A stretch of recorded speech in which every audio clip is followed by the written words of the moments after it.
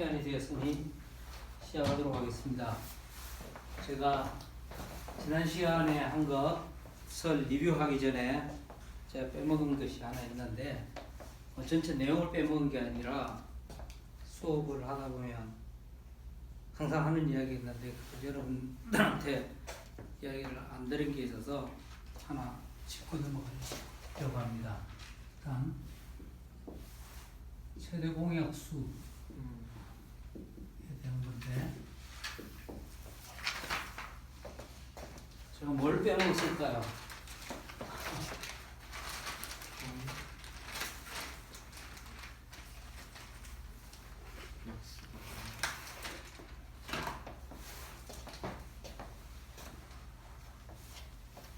최대 공약수를 우리가 통분을 할 때 사용한다고 그랬잖아요. 최대 공약수도 하고. 근데 최대 공약수가 동물들 혹은 조금 지능이 있다고 하는 동물들의 청각계하고 관련이 있습니다. 이거 무엇인가 하면 우선 소리라는 것을 말씀드릴게요. 소리는 공기 중에 있는 분자들을 우리가 진동시켜서 어떤 에너지를 힘을 줘서 공기의 분자들이 이렇게 진동을 할 때 그 진동이 우리 귀에 전해져서 머리로 신호가 전달되는 것을 소리라고 합니다. 그래서 공기의 떨림, 공기의 움직임을 우리가 들을 때 그것을 소리라고 그래요. 네, 공기의 떨림을 사람 같은 경우는 모든 떨림을 다 들을 수 있는 것이 아니고 초당 60번이 흔들리는 걸 가장 낮은 소리로 듣고 초당 2만 번 떨리는 곳까지를 듣습니다.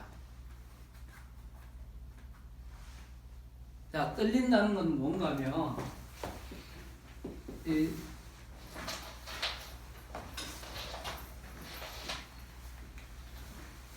공기 중에 이런 분자가 확대해 보면 이렇게 있는데 얘를 움직이게 하면 옆에 이 거리가 아주 가깝다고 합시다. 옆에 얘를 또 움직여요. 근데 얘가 움직였을 때 얘는 많이 못 움직입니다. 조금만 얘를 흔들 수 있는 정도로만 움직이는데 얘도 흔들렸다가 다시 돌아와요. 마치 그네가 왔다 갔다 하는 것처럼. 그럼 초당 얘가 왔다 갔다 하는 게 20번 떨리면 우리가 그 처음 발견한 사람의 이름 따서 20Hz라고 합니다. 초당 20번 떨린다는 거죠. 초당 2만 번이면 2만 Hz라고 합니다. 2만 번 떨리는데. 근데 초당 20Hz보다 밑에 떨리는 것은 우리의 귀가 알아들을 수가 없어요. 우리의 청각계가. 초당 2만 번이 넘어가면 또 알아들을 수가 없어요. 그래서 이보다 작거나 이보다 큰 것을 우리가 초음파라고 합니다. 그리고 초당 떨리는 횟수가 작으면 우리가 소리가 낮다 그래요. 사람들의 지각의 표현입니다. 그냥 낮은 소리가 들린다 이러고 이쪽은 높은 소리가 들린다 그래요. 고역이라 그러죠. 통상 여자들의 목소리는 남자들의 목소리보다 2배 이상 빠르게 자주 진동을 합니다. 여러분 우리가 가온다라고 하는데 혹은 미들시 여러분 피아노 보면 가운데 도 있죠. 그건 미들시라고 합니다. 미들시는 대체로 300번 정도 울립니다. 300번 정도. 초당. 사람의 목소리, 남자들 목소리는 보통 200Hz로 들려요. 여자들은 그보다 높은 400, 500Hz 이상으로 목소리가 들립니다.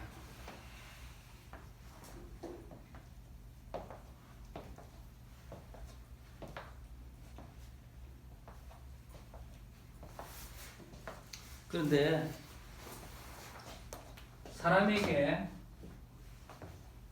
소리를 들려주고 오늘 여기 테스트 기기가 있는데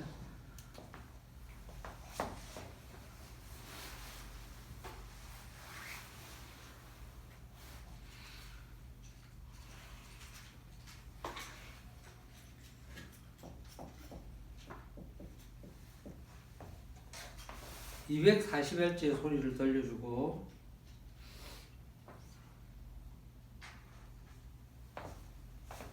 (180Hz의) 소리를 들려줘요.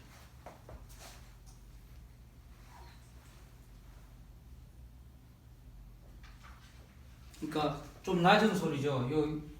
저기 피아노 건반 C보다 좀 낮은 소리에 있는 적당히 두 개의 소리를 들려주면 동시에 들려주는 거, 동시에. 그러면 사람들이 자기가 들은 낮은 소리가 어느 것이냐 하고 이제 질문을 합니다. 피험자들한테.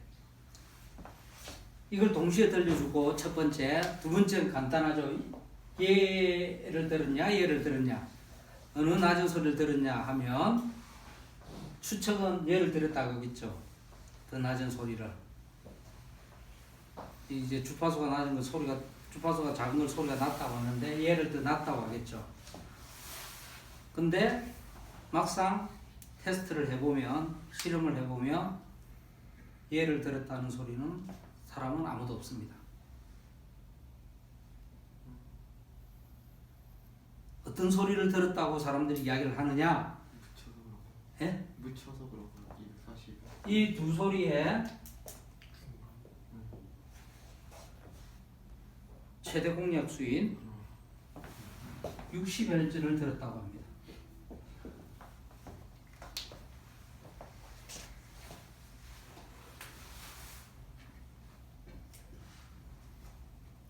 그러니까 인간의 뇌 청각계가 자연스럽게 최대 공약수를 계산하고 있는 거예요.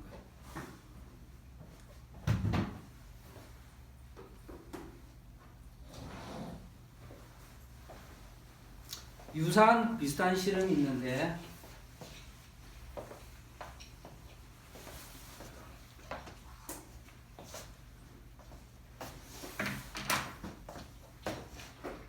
(100Hz), (200Hz), (300Hz),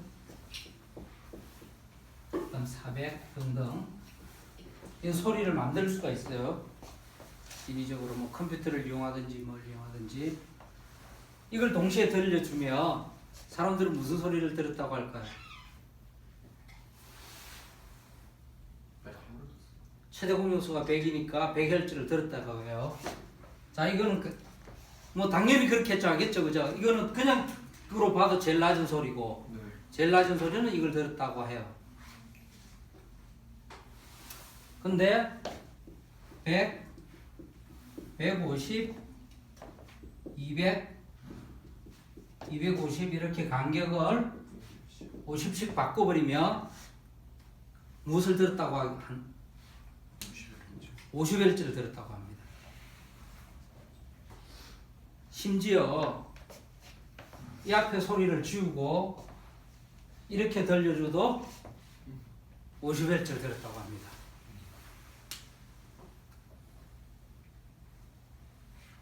그러니까 우리의 감각이 얼마나 취약한 줄 알겠죠.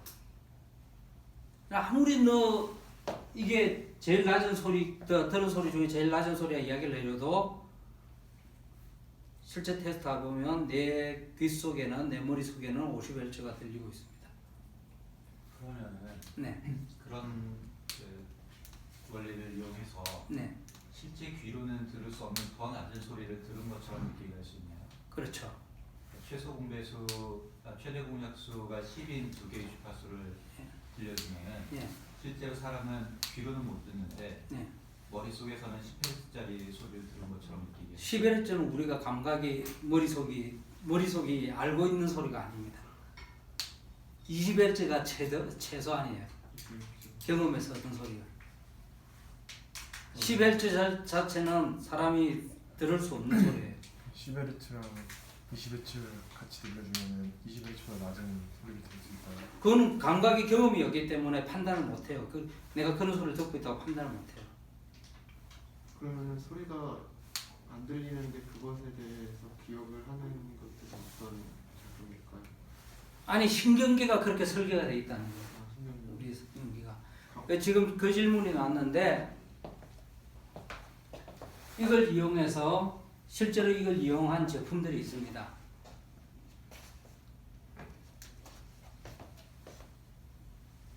낮은 소리를 내기가 에너지가 굉장히 많이 듭니다. 낮은 소리를. 높은 소리는 약간의 에너지만 갖고도 할 수 있어요. 뭐 이런 겁니다. 여러분들이 대야에 넣고 물결을 일으킬 때 약간만 움직임을 주면 잔물결들을 생기게 할 수 있어요. 근데 파장이 긴 것들은 물결을 하려면 여러분들이 힘을 크게 줘야 됩니다. 그래서 쓰나미라는 거 알죠? 쓰나미는 파장이 굉장히 긴 파도인데 쓰나미를 일으키려면 에너지가 굉장히 커야 됩니다. 그러니까 파장이 굉장히 큰 거는 그러니까 파장이 길다라는 말은 여기 있는 진동수가 주파수가 낮다는 거예요. 그러면 낮은 소리를 만들려면 스피커가 커야 됩니다. 무조건. 작은 스피커로는 큰 소리를 못 내요. 아니야, 낮은 소리를 못 내요. 스피커는 무조건 커야 됩니다. 그래서 여러분 지금 보이지가 않는데 스피커들은 보통 이렇게 우리가 표시를 하잖아요. 얘는 높은 소리를 내고 얘에서는 낮은 소리를 내는 거예요. 아시겠죠? 네.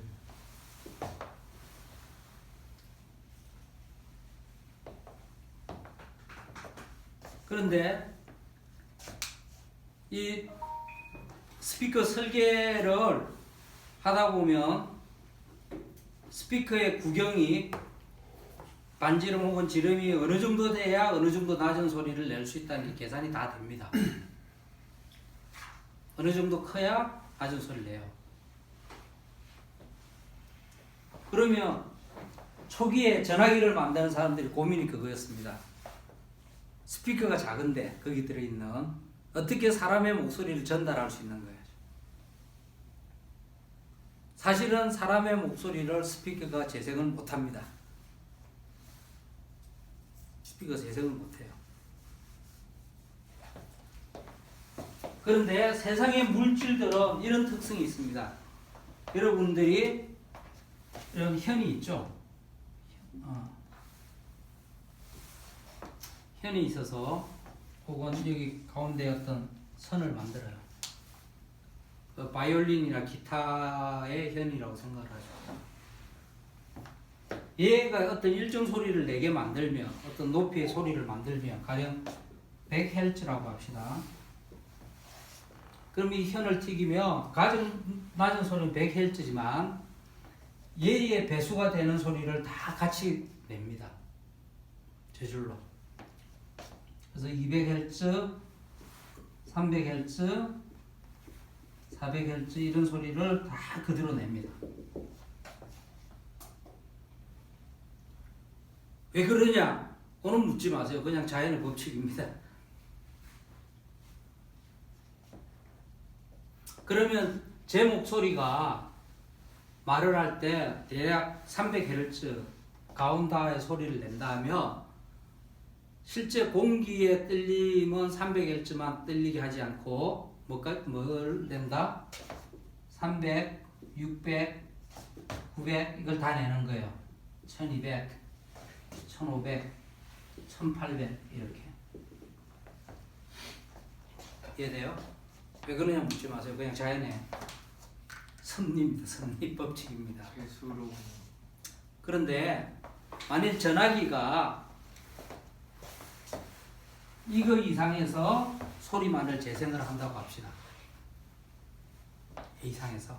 근데 여전히 이 배수들은 다 전화기에서 소리를 만들 수가 있어요. 근데 우리 귀는 어느 소리를 듣느냐? 그 최대 공약수인 얘를 들어요. 시작을 그래서 전화기가 핸드폰으로 가면서 점점 얇아지고 작아지더라도 거기 있는 마이크로폰이 스피커가 작아지더라도 여전히 우리가 전화기를 통해서 목소리를 들을 수 있는 이유입니다. 물론 같은 크기로는 못 내요. 같은 크기로는. 그죠? 같은 크기로는 안 나죠. 근데 여전히 우리는 그걸 듣고 사람의 목소리를 구별할 수 있죠. 비율로 나타내는. 최대 공약수로 머리가 계산해서 듣는 거예요. 그래서 소리는 귀가 듣는 게 아니라 머리가 듣는 겁니다.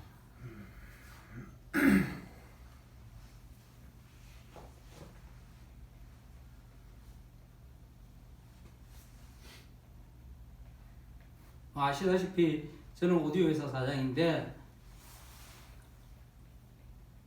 그래서 그런지 모르지만 저는 사람이 듣는 능력을 어떤 동물들보다 그 수준 높은 감각계를 갖고 있다고 생각을 해요.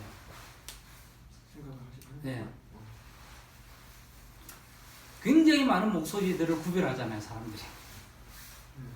듣고 바로 이건 누구 목소리다 알잖아요. 어마어마한 구분 능력인 거죠. 여러분들이 어떤 사람의 글을 보고 중간에 문체만 보고 이건 어떤 사람의 글이다 맞추기 쉽지 않잖아요. 근데 목소리는 딱 듣고 알잖아요. 심지어 한 사람의 목소리에 실린 감정까지도 압니다. 다시 돌아가면 그 최대 공약수를 듣는 청각계를 이용해서 만든 것이 그런 헤드폰이나 핸드폰의 소리를 전달하는 스피커 시스템의 원리입니다.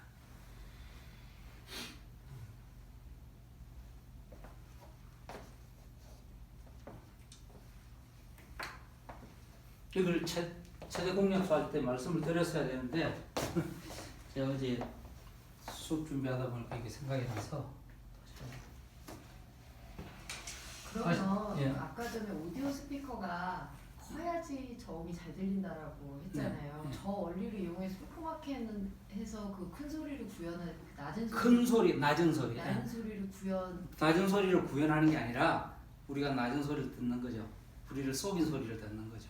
그러면 네. 실제로 그 속인 소리랑 아니면 그걸 구현한 스피커랑 들었을 때 우리는 뭐 굳이 좋은 스피커를 들을 필요가 없는 건가요? 똑같이 들린다? 낮은 소리가 들릴 뿐이지 똑같은 소리는 아닌 거죠. 그러니까 미묘한 차이를 우리가 실제 차이는 굉장히 큽니다. 그러니까 전달만 가능하다는 거지 그 색감이나 뭐 그러니까 그 소리의 느낌까지는 안 되죠. 네. 실제 정확한 소리하고는 차이가 있는 거죠. 그 낮은 소리 같은 경우는 멀리 퍼지고 높은 소리 같은 경우는 멀리 퍼지지 못하잖아요. 네, 그건 회절의 원리라고 하죠. 어떻게 하면? 네, 그건 또 다른 거죠. 그러니까 우리가 좋은 스피커 들으면 네. 아 이게 저음이 막 너무 잘 와닿는다 뭐 약간 네, 우리가 그렇게 매력적이다. 느끼잖아요. 네. 예를 들어 똑같이 뭐 도미솔이라고 했을 때 네. 그게 좋은 스피커로 들었을 때 다른 느낌은 네. 그러니까 우리가 좋은 스피커로 듣나 나쁜 스피커로 듣나 이게 도미솔인 거는 구분하는 게 그 뭐 저 최대 공약수에 따라서 우리가 소리를 구분하는 정도인 거고 그 느낌 같은 게 실제로 소리가 다르다라고 보는 좋은 스피커로 듣는 거는 원래 있는 소리에 가장 가깝게 듣는 거예요. 질적으로 다른. 예. 양적으로는 비슷하다고 착각을 했지만 질적으로. 뭐 둘 다 차이가 굉장히 크죠.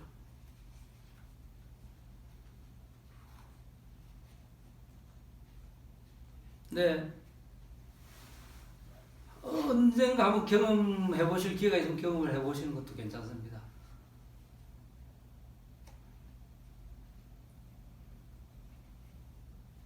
청음을 대략 뭐 처음에나 이런 데서 해보면 그 남자들은 앞에 있는 기계적 장치의 생김새, 물론 소리도 좋아서 그렇지만 생김새에 더 반하는 경우가 있고, 여자들은 소리 그 자체에 반하는 경우가 있습니다. 그래서 그런 소리를 처음 경험하시는 어떤 대부분의 여자분들은 얼굴이 벌개져요. 좀 그 감정이 고조돼서 흥분 상태에 이르는 거죠. 가시라고 해도 안 가시고 그래요.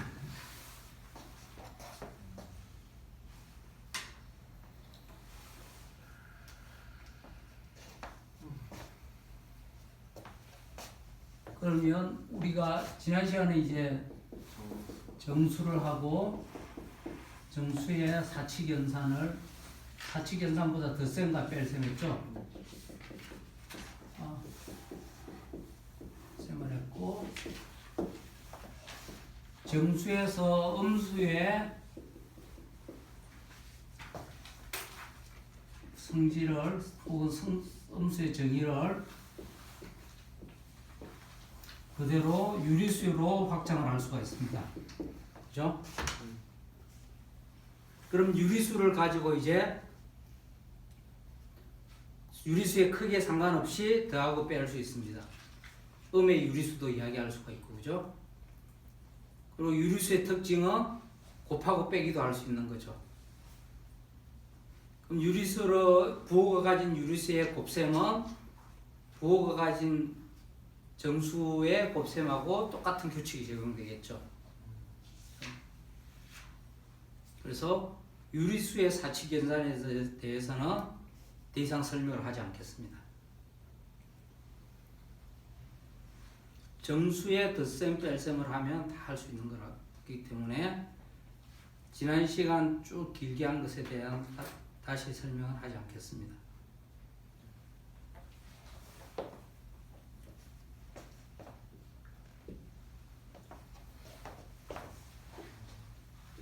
그러면 우리가 유리수를 가지고는 이제 사칙연산을 다 할 수 있는데, 사칙연산 중에 하다 보면 아주 특별한 수 두 가지가 나옵니다. 하나는 1이라는 수고, 하나는 0이라는 수입니다. 1이라는 수는 0이라는 수고 1이라는 수. 0이라는 수는 어떤 수에 대해도 자기 자신과 나오는 수죠.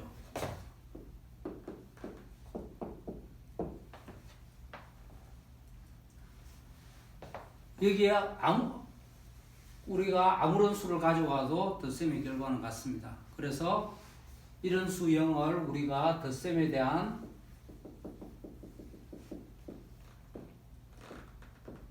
항등원이라고 합니다.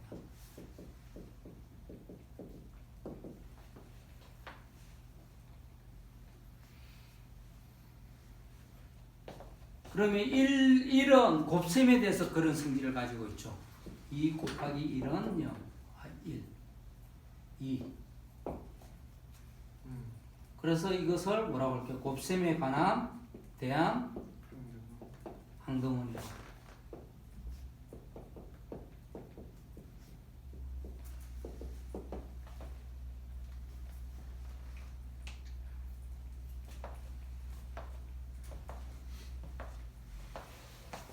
대신 앞에 오는 수는 0이 되면 안 되겠죠, 그죠? 0을 제외한 것에 대해. 그 다음 1의 항등원이 먼저 결정이 되면 우리가 여기서 새로운 수를 찾아낼 수 있습니다. 2에 대해서 마이너스 2를 찾을 수가 있습니다. 뭐냐? 대해서 항등원이 되는 수죠. 대해서 항등원이 되는 수. 그래서 이 마이너스 1을 2에 대한 여건이라고 합니다. 여건. 예. 2에 대한 여건.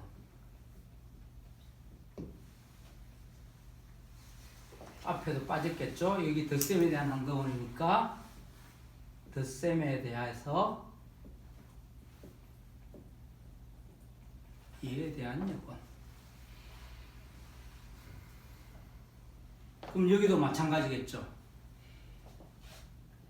결과가 1이 나오는데 곱을 해서 1이 되는 수. 그럼 이것은 곱셈에 대해서 이에 대한 여건이 됩니다.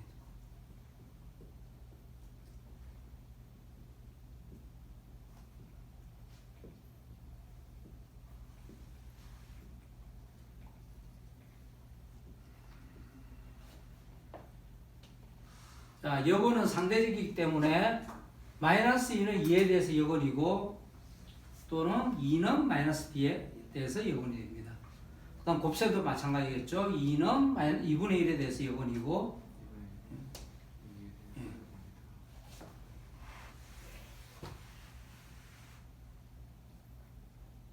그래서 나중에 지수 표기를 배우면 2분의 1을 다른 표기로 쓰면 마치 덧셈에 대한 표기하고 비슷하게 쓸 수가 있습니다.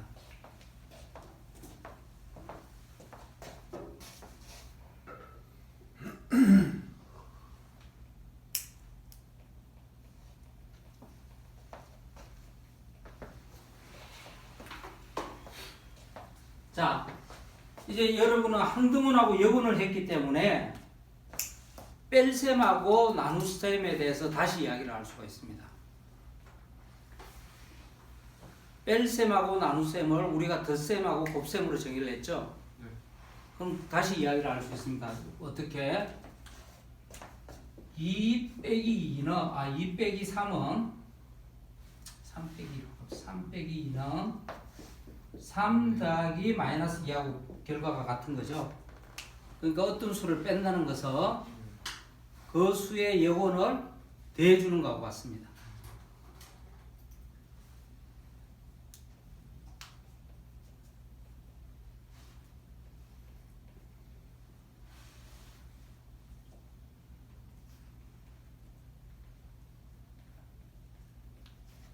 그 다음 곱셈도 나눗셈도 3 나누기 2는 3 곱하기 2분의 1이기 때문에 나눗셈은 어떤 수를 나눈다는 것은 그 수의 여건을 곱해준다는 것 같아요.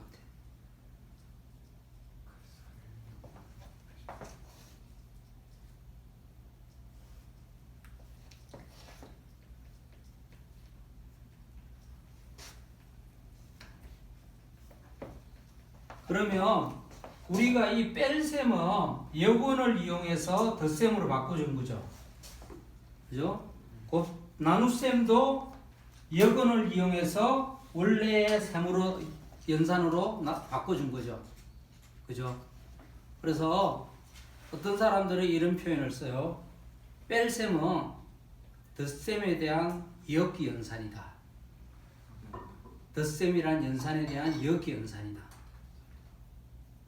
여건으로 바꿔줘서 하는 연산이기 때문에 나눗셈 역시 곱셈의 이역기 연산이다 라는 말을 씁니다.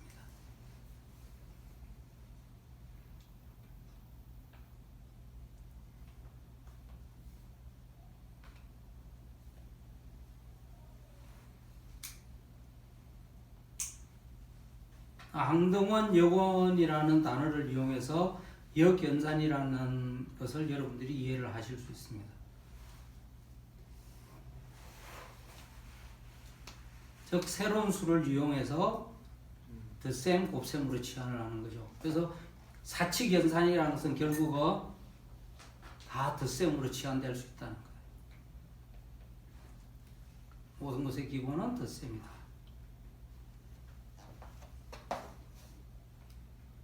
이거 오는 항등원을 만드는 수라고 보면 더해서 항등원 혹은 곱해서 항등원이 되는 수. 그래서 여건이 있고 항등원이 있는 게 아니라 항등원이 먼저 존재를 하고 그 항등원에 대해서 대칭이 일종의 대칭이에요. 실제 저걸 대칭 정의할 때도 쓰는데 대칭이 되는 수죠.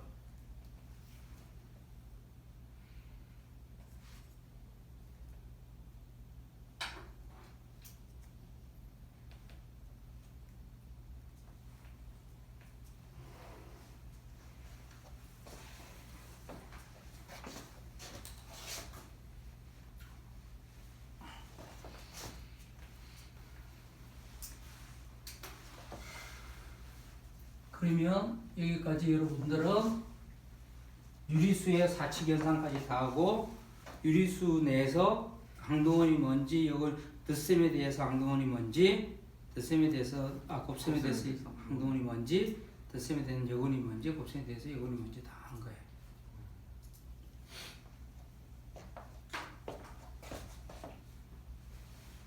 여러분들 또 레벨이 하나 올랐습니다. 여러분들은 유리수의 마스터가 된 겁니다. 유리수를 다 했으니까 이제 무리수로 갈 차례입니다.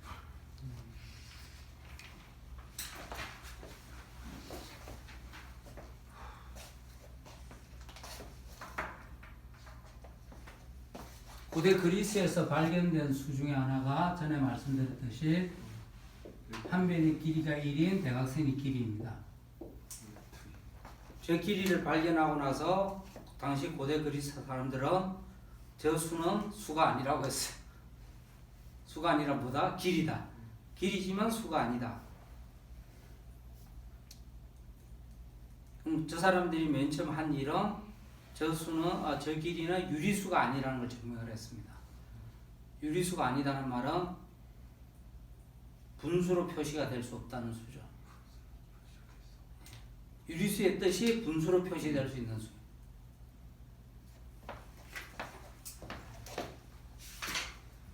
자, 이 길이를 루트라고 그냥 표시합시다. 뭐 루트가 무슨 의미인지 이런 건 이야기를 하지 말고 루트가 뭐지 표시를 합시다.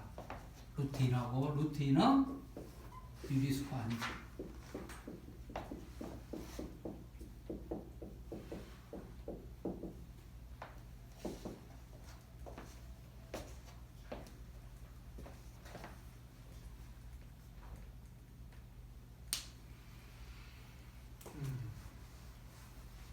에 대해서 얼마 전에 페이스북에 포스팅을 했더니 요즘은 고등학교 교과서에도 저 문제가 나온다고 내용이 책이 있다고 합니다.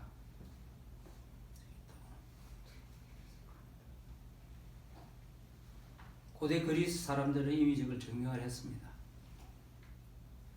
피타고라스 학파가 증명을 했다고 해요. 증명의 내용은 유클리드의 원론에 있습니다.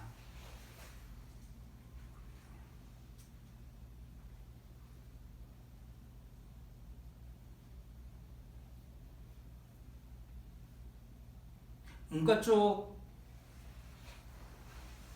전공자들이 들으면 기겁할 말이긴 한데 저는 플라톤이나 아리스토텔레스에 읽는 것보다 원론을 읽거나 아니면 루트가 유리수가 아니다 라는 증명을 한번 직접 해보는 것이 훨씬 가치가 있다고 생각합니다. 혹시 이거 증명하실 줄 아시는 분 계세요?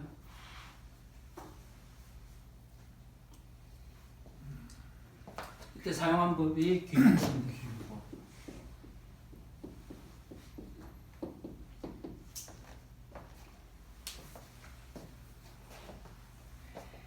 규율법입니다. 규율법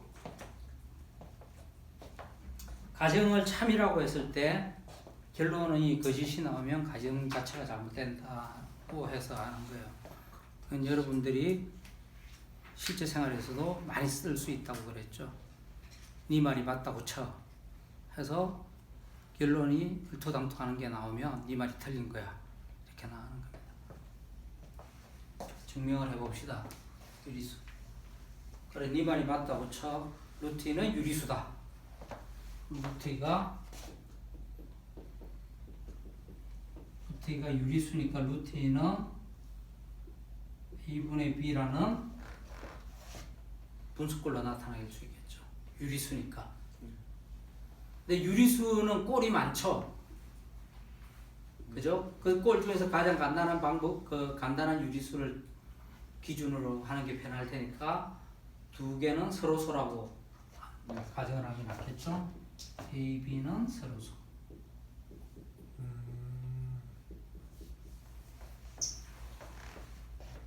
즉 어느 한쪽이 다른 한쪽의 배수가 아니라는 거죠.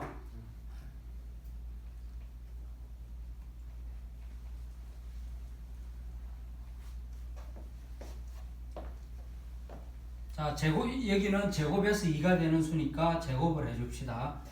왜냐하면 제곱에서 2가 되는 수는 우리는 모르니까 우리가 알고 있는 것으로 정보를 끌어내야 돼요. 알고 있는 수로 바꾸기 위해서는 제곱을 해줘야 되는 거죠. 제곱을 해주면 2는 a분의 b의 제곱이 되고 얘는 a제곱분의 b제곱이 됩니다.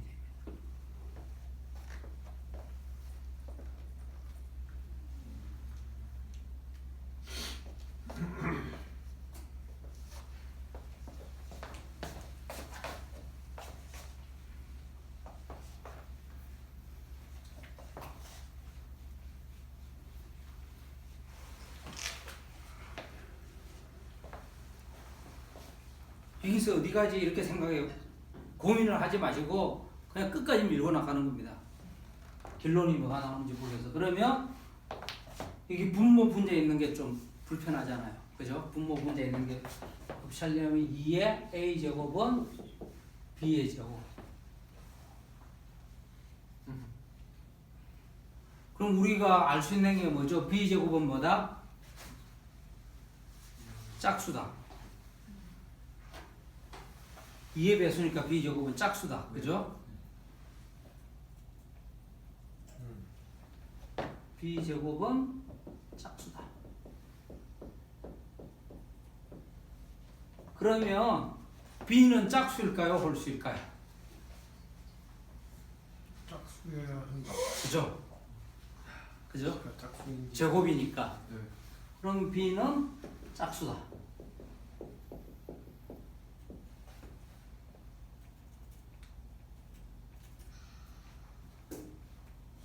그러면 b는 짝수니까 2의 k로 표시할 수가 있겠죠. 어떤 수의 짝수. 그죠? 그러면 b제곱은 뭐가 되죠? 4k 제곱. 자, 여기로 돌아가면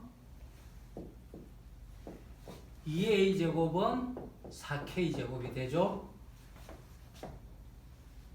그럼 이렇게 해주면 a 제곱은 2k 제곱.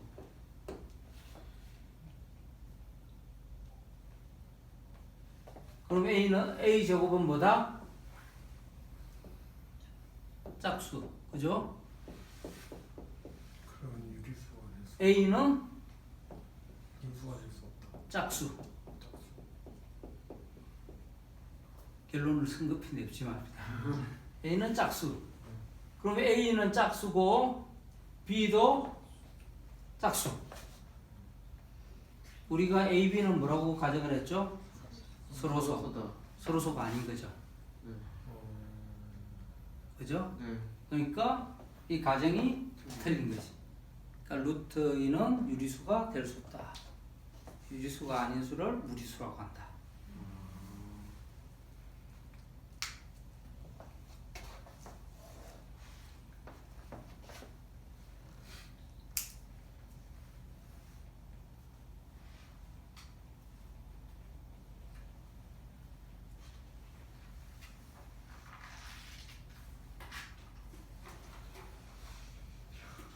기류법은 아주 실생활에 쓸모가 있습니다. 조금만 신경을 쓰면 우리가 요즘 범람하는 가짜 뉴스를 잘 들을 수가 있어요. 조금 이상할 때 그래 이게 맞다 쳐 이러면 논리의 몇 단계를 가지 않아서 가짜 드림을 드러납니다. 자, 이 모든 경우에.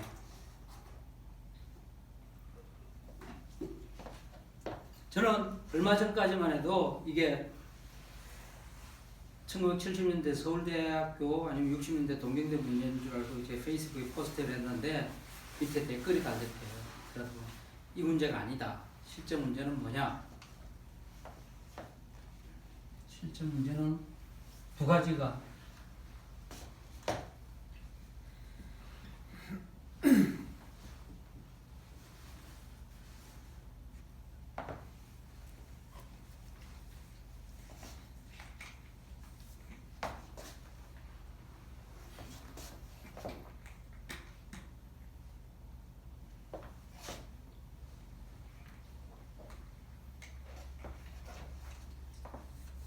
얘 둘이 무리수임을 증명하라. 안 돼요. 네, 뭐 역사적으로는 거의 모든 사람이 저 문제를 틀렸다고 합니다. 자, 그러면 우리가 이제 풀어봅시다. 본고사 문제라고 하는데 정말 그렇게 어려운 문제인지. 문제가 두 개죠, 사실은. 그죠? 그럼 하나하나 풀어봐야 되는 거죠. 그러면 바뀐 거는 루트 2하고 루트 3밖에 없는 거죠. 그럼 2 대신 3만 쓰면 되죠. 그죠? 그러면 b제곱은 뭐가 될까요? 3의 배수다가 나오겠죠. 그죠? 그럼 b는 뭐가 될 거예요?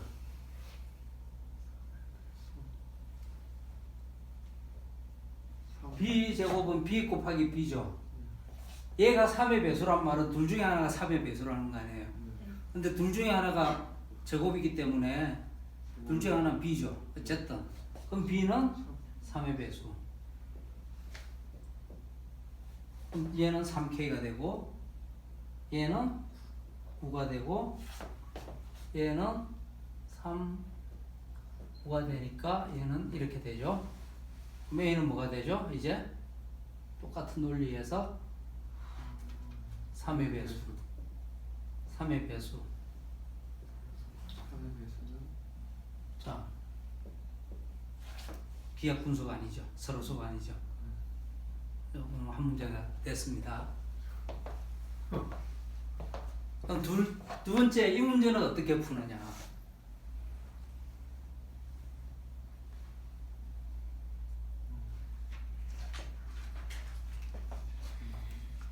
전략은 같아요. 얘도 뭐라고 하면 되죠?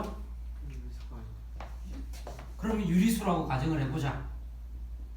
그죠? 그러면 루트 5는 유리수 더하기 루트 3이죠.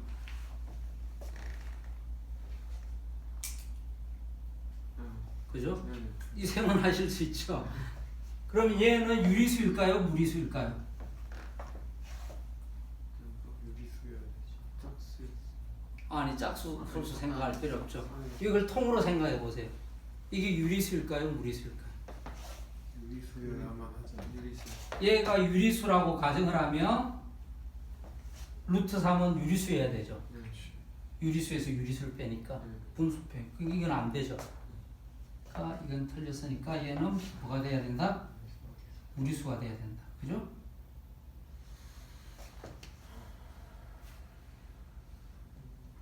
그러니까 얘가 잘못된 거죠. 그죠? 이 가정 자체가 잘못된 거지. 유리수에 무리수를 더하기 때문에 유리수가 아니다. 이거. 그렇죠. 예.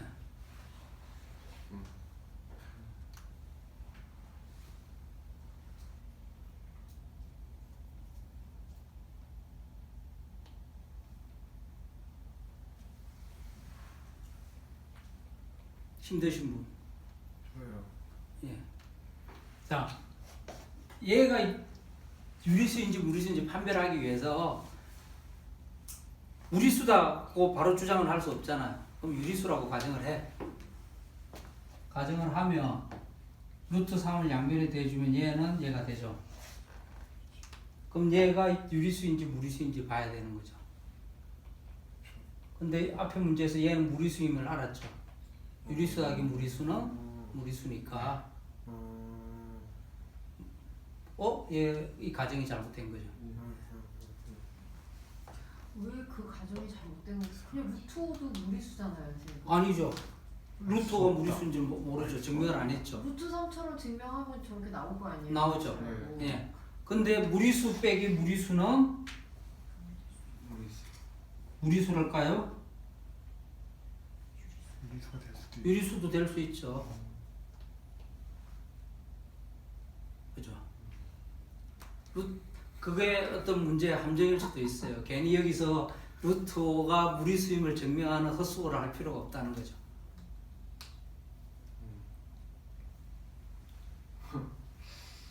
헛수고라고 하기는 그렇고 괜한 수고를 할 필요는 없는 거죠. 저 논리를 따라가면 루트 2가 무리수임을 루트 3이 무리수임을, 루트 5가 무리수임을, 루트 7이 무리수임을 다 증명할 수 있습니다. 그 특징은 뭐죠? 2, 3, 5, 7 소수인 거예요. 소수의 성질을 이용한 겁니다. 사실은 저것이. 루트 8도 무리수예요. 1 빼고 루트 2, 루트 3, 루트 4, 루트 5, 루트 6, 루트 7, 루트 8, 루트 9, 루트 9는 3이니까 루트 10까지 무리수임을 다 증명할 수 있습니다. 똑같이. 루트 정의가 뭐? 저게 왜 그 귀류법상에서 네. 어느 가정이 참이 아니라는 걸 증명했다는 거예요. 그냥 유리수 더하기 루트 3은 유리수라는 이게 틀렸다는 것을 증명한 거죠. 그냥 더하기 지금 플러스 루트 3 한 거밖에 없잖아요, 양변에. 네. 그 앞에가 유리수고 유리수에다 무리수를 더하면은 네. 저희 누가 언제 저기 유리수라고 얘기한 적 없잖아요, 그게. 유리수가 되느냐고 했죠. 유리수가 아니라 무리수라고요. 그게 왜 저 위에 존재를 처음에 저 가정이 틀렸다고? 라고 얘기하는 거예요? 아, 그럼 원래 문제가 네. 이런 질문을 하시는 루트 5 빼기 루트 3이 유리수인지 무리수인지를 밝히라는 게 문제인가요? 아니면 루트 5가 무리수라는 걸 밝히라는 게 아니 문제가 두 개라니까. 루트 3하고 네. 루트 5 빼기 루트 3이 두 개가 무리수임을 증명하래요. 문제가 두 개예요. 문제가 두 개. 루트 3이 무리수라는 걸 증명하라는 거는 됐고요. 예. 이제 루트 5 빼기 루트 3이 무리수라는 거를 지금 증명을 해야 예. 되잖아요. 예. 그런데 저기에서 유리수하고 무리수를 더한 수가 네. 무리수라는 거를 가지고 네. 두 무리수의 차이가 무리수다라는 거를 증명하는 거는 지금 그 과정이 다 나오지 않은 거예요. 그 과정을 그걸 쓰지를 못하죠. 무리수 빼기 무리수가 유리수인지 무리수인지는 몰라요. 판별이 안 돼요. 네. 그죠? 네. 그래서 지금 저 두 번째에 대해서는 답이 제대로 증명이 안 된 것 같은데요. 증명이 됐죠. 무리수 빼기 무리수는 혹은 유리수인지 무리수인지 판정이 안 되지만 무리수 더하기 유리수는 무리수라는 것은 증명이 돼요. 네. 우리가 앞에서 얘는 무리수임을 알았잖아요. 네. 그러니까 무리수 더하기 유리수는 뭐죠? 무리수. 무리수. 네. 예. 그렇다고 저 위에 게 지금 참이 아니라는 걸 지금 밝힌 건 아닌 거잖아요. 어디서 지금 저 오른쪽에 저기에 처음에 루트 3이 무리수인 거를 밝힌 거에는 이렇게 명확하게 논리적인 게 나왔는데 지금 이게 이해가 잘 안 돼서 여기서는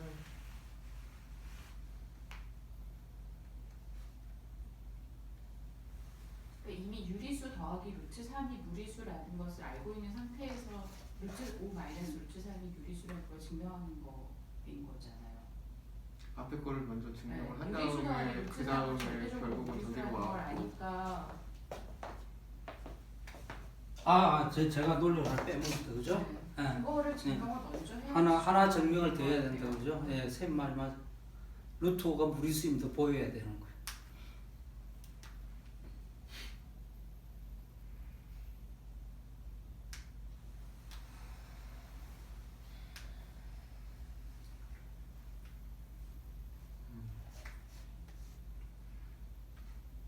저 칠판 오른편에 있는 논리를 계속 반복적으로 적용을 하면은 어디? 루트 3 어느 칠? 예. 루트 5를 그럼 루트 3이 무리수라는 것도 증명이 되고요. 루트 5가 무리수고요. 무리수라는 것도 같은 똑같은. 논리로 증명이 됩니다. 예. 그런데 루트 5 빼기 루트 3, 즉 무리수 빼기 무리수. 빼기 무리수가 예. 유리수가 될 수 없다라는 거는 예. 지금까지 증명이 안 됐다고 저는 보이거든요.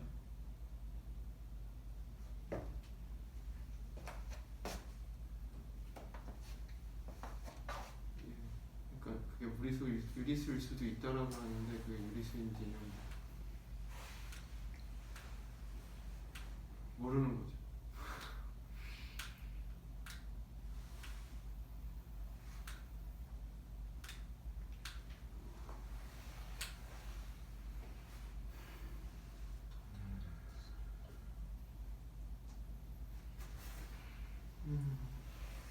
루트 5 빼기 루트 3이 유리수다라고 가정을 했을 때 루트 3을 양쪽 전에 더해줘서 루트 아. 5는 유리수 더하기 무리수이기 때문에 아, 예, 맞아. 무리수다라는 게 부정이 돼야지 저 밑줄이 부정이 되는 거잖아요. 근데 지금 그게 부정이 된 거는 안 나왔어요.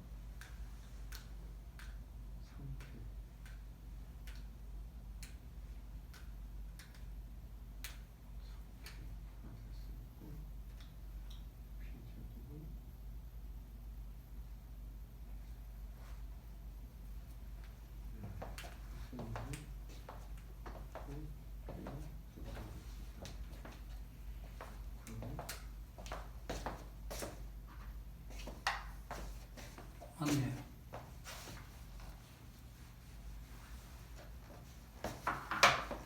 자, 그러면 똑같은 논리로 이거는 무리수. 제가 아니라고 생각했는데 증명이 좀 기네요. 다시 생각해 보니까 유리수라고 가정을 하면 루트 5 빼기 루트 3의 제곱은 유리수의 제곱이 되고 5 더하기 3 빼기 2 루트 10은 유리수의 제곱이 되고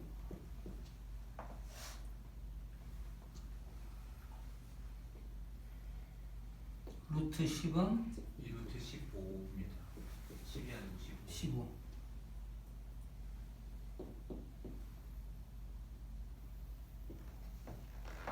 15. 여기까지 나오겠죠, 그죠?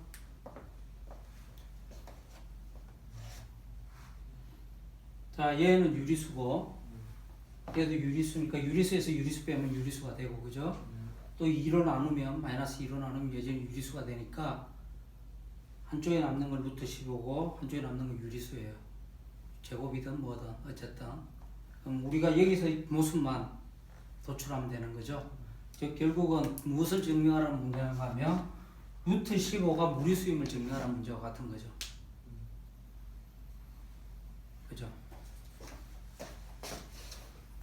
제가 아까 거기서 쉽게 생각했는데 그러면 여기서 근데 그러면요. 네. 여기서는 저기 유리수의 제곱이고 이제 8을 이쪽으로 옮겨서 이제 빼고 또 마이너스를 양변에서 나누고, 나눴다라는 지금 가정을 한 거잖아요. 예. 유리수의 사칙 연산을 하면은 다 유리수라는 유리수. 전제를 지금 우리가 예, 알고 알고 있다고 있다는 생각하고 증명하고 있는 거죠. 예. 그럼 결국은 이 문제는 말씀하신 대로 루트 15가 무리수임을 보여라는 거하고 같다라는 거죠. 한번 해봅시다. 루트 15가 유리수라고 가정.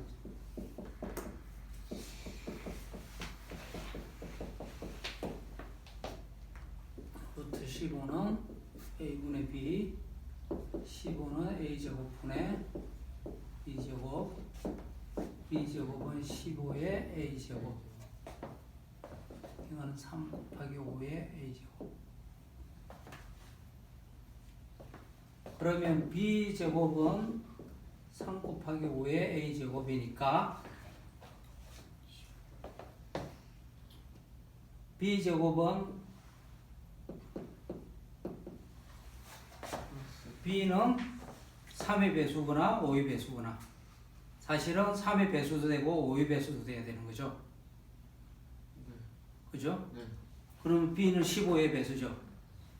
그러니까 b는 15의 배수가 되고 b제곱은 15의 제곱에 k의 제곱이 되고 아까 논리를 그대로 따라가면 아마 결과가 같을 겁니다. 그러면 15의 제곱에 k제곱은 15의 a제곱이 되니까 15의 k제곱은 a의 제곱. 그죠? 그럼 똑같은 논리로 a는 15의 제곱, 15의 배수가 되겠죠. a는 15의 배수. 그리고 같은 논리를 써서 모순을 돼요. 유리수가